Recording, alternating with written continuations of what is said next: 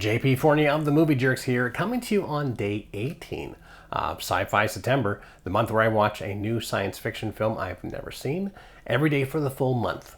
And what do we get for day 18? Well, yesterday I had the alternate. So today I'm watching Goodbye 20th Century. Oh, great. That's what I want to see. The future is as screwed up as the past.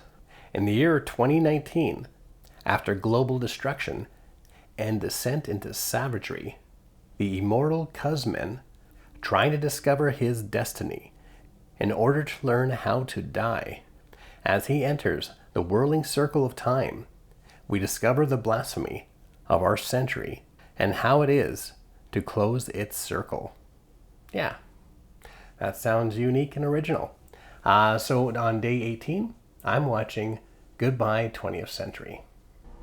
Goodbye 20th Century is an odd film to say the least. Remember that there is no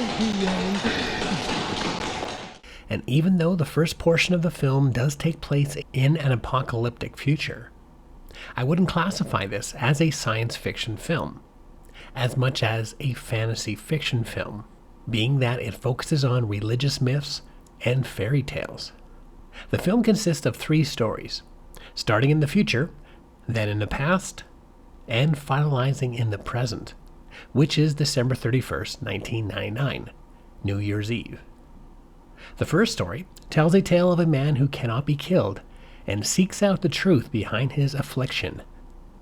The second is a somewhat mockumentary, the first film in history to capture a wedding, and an abnormal wedding at that.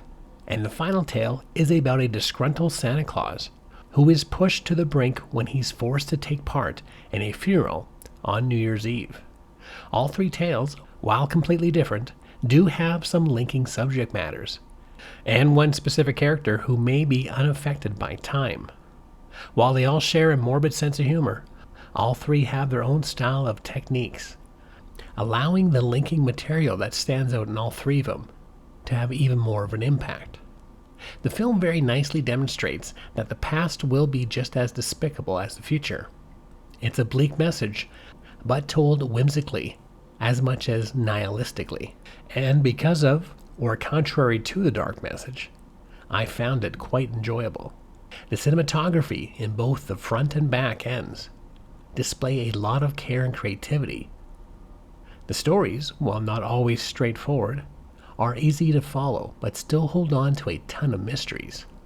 Violent, crude, and unruly, Goodbye 20th Century is an art house film worth spending some time with. And thanks to the talented people at Vinegar Syndrome, this is now readily available for anyone.